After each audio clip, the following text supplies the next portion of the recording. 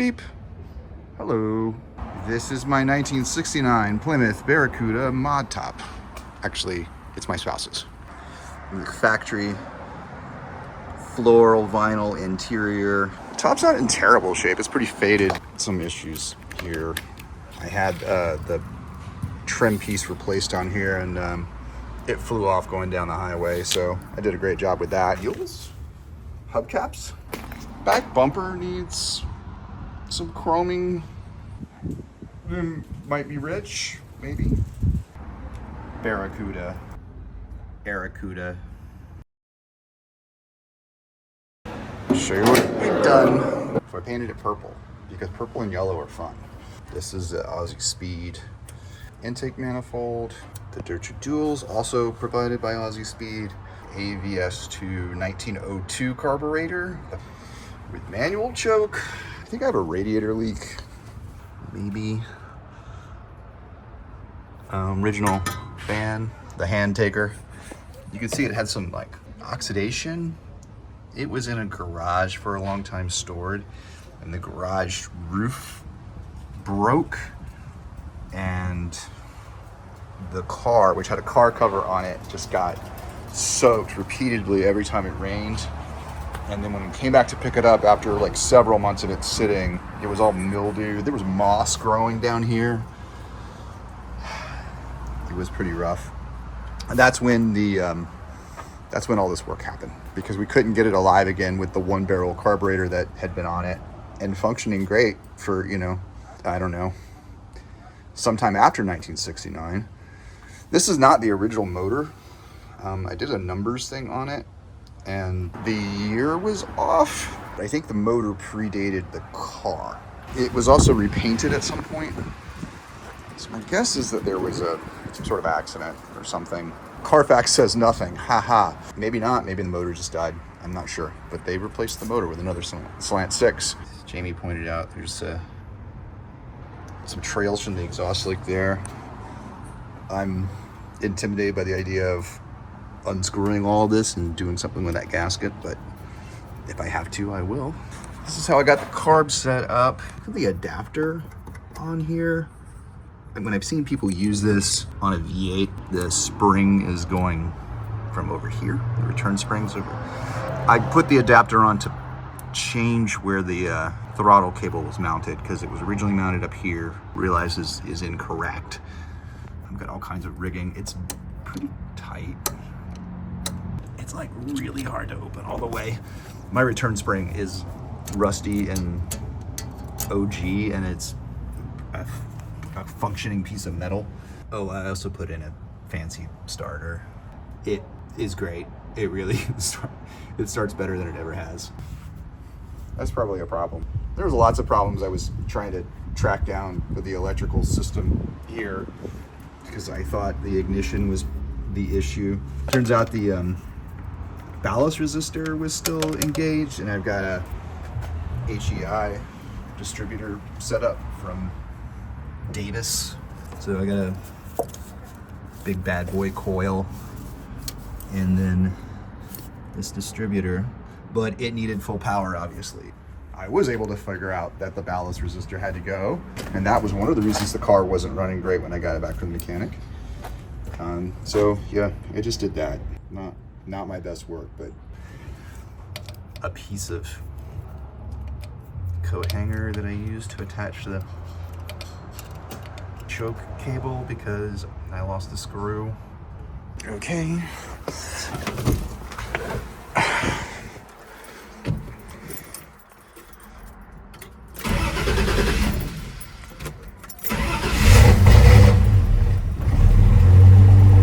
I'm not turning.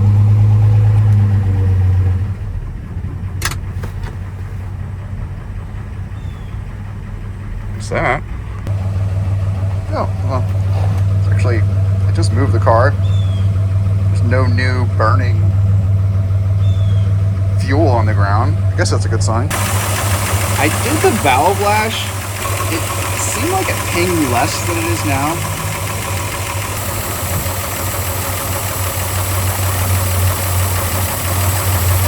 That's all the way down.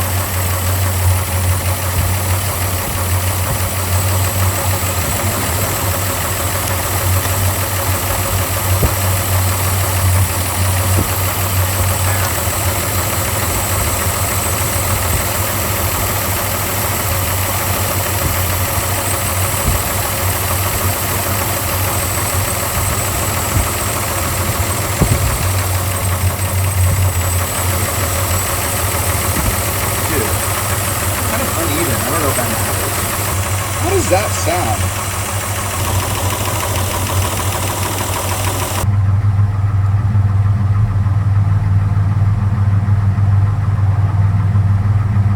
How does that sound?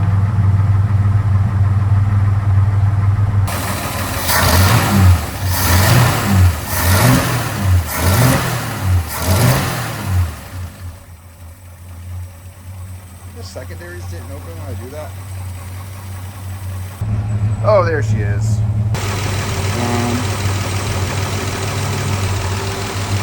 Okay, it helps if I put it on the right wire. Okay.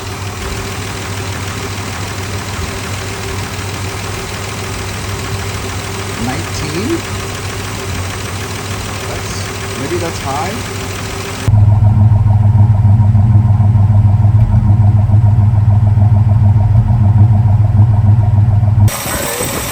These guys,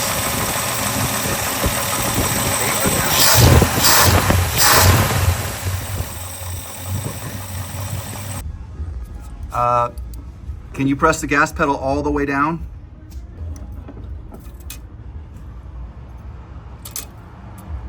Okay.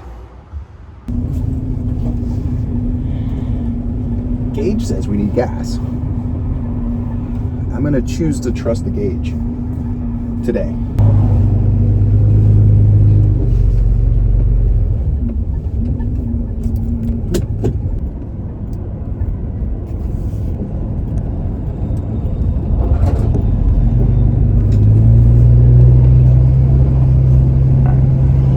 Gas.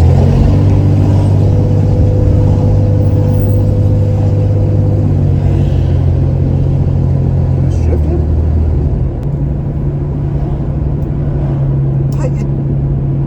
It seems good, I think. It feels like it still should have a little more. It has more power than it ever had. It has way more power than when it had a one barrel. Backfire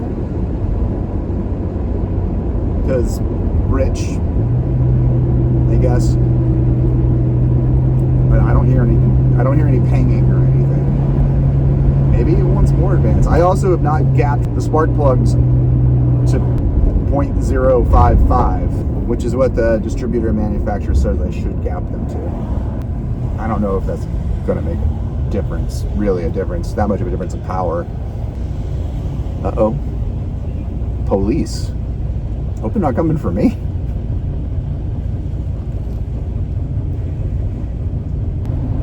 Good news. The cop followed me into the parking lot of the gas station, but he was just going to the Dunkin' Donuts. I kid you not.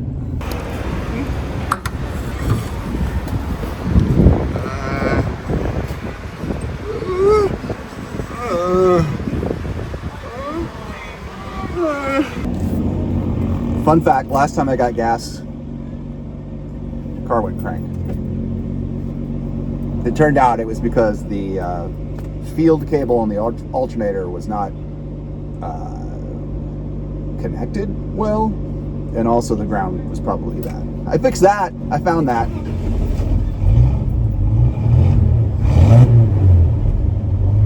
Okay, well, we cranked.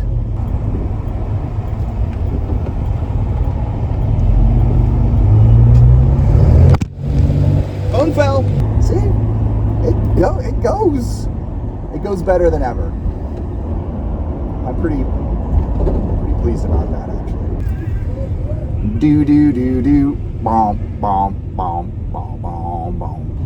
I'm gonna race this RAV4.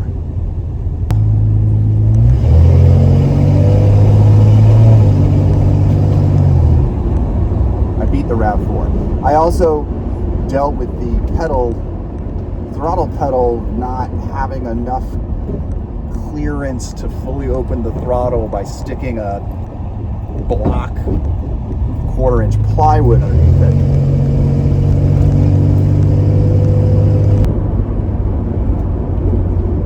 Which, you know, engineering, I guess. That's fun. It drives really good. There are some problems that I need to the whole throttle pedal situation I just mentioned is pretty jerry-rigged.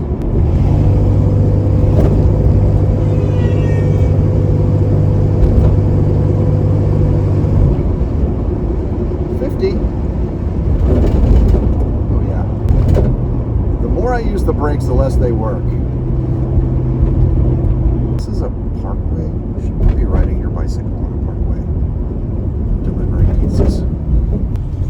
These things had little buttons on them so you could connect them up to the top if you didn't want to wear your shoulder strap. Those came off. The radio doesn't work. The heater makes terrible noises.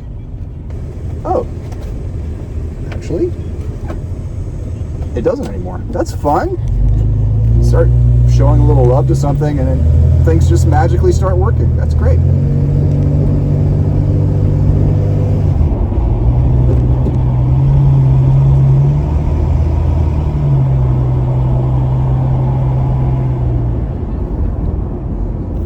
So the throttle pedal assembly is a nightmare. The actual pedal itself, I lost the clip that holds the pedal onto the bar, and periodically when I'm driving, the actual pedal falls off, and then I'm just pushing a bar. We've had this car, well, it's Ainsley's first car. I've been with Ainsley for 20 years. We just had our 10-year wedding anniversary. We've driven this car everywhere, up and down the East Coast, from Savannah, Georgia to New York City, New York to Atlanta and back. And I can tell you one thing, when you have a flower power mod top, you quickly learn the phrase, it's stock. You don't know how many people have yelled at us like from a crosswalk, why did you do that to that car? It's stock. Also, how many people have just said, no, I assure you, sir, this is stock.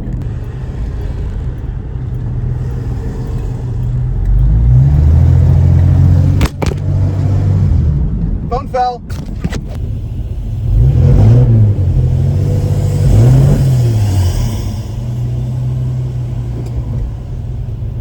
If you're hearing anything that sounds weird to your ear, let me know.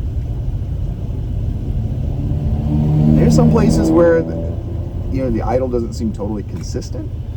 Like it'll go up and down a little, which I know it's a little rich still. It might be a lot rich, I'm not sure. And also the plugs are probably soaked in oil and fuel. I'm going to replace the drip tube gaskets. Yeah.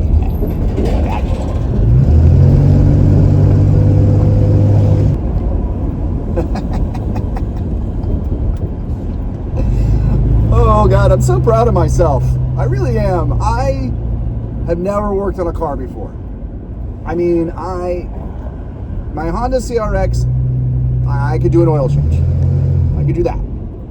Oil change and, a minor tune-up to that car, replace the wires, plugs, etc. I've done that level stuff. I've installed car stereos. Kind of understand electricity. Okay, I guess. But I've never had to make a car, run good.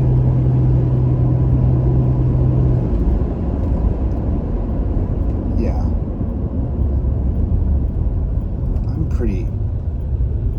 I'm pretty pleased. I'm very pleased. We just have some things to iron out, I think. But, let me know what you think about how it sounds. Do you hear like a bum bum bum bum bum dun dun dun dun dun dun dun dun dun dun dun? Can you hear that?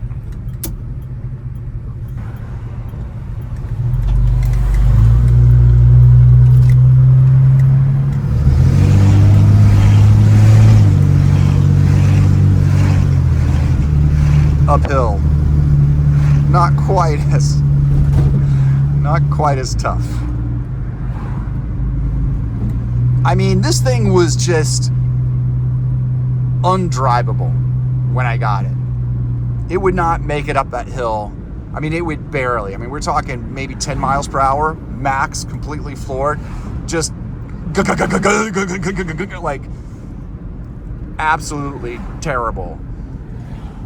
And I found a bunch of things that weren't right and systematically fixed them. Thank you to all the YouTube people. Dead Dodge Garage, Jamie, Uncle Tony, to help me kind of diagnose the bigger things.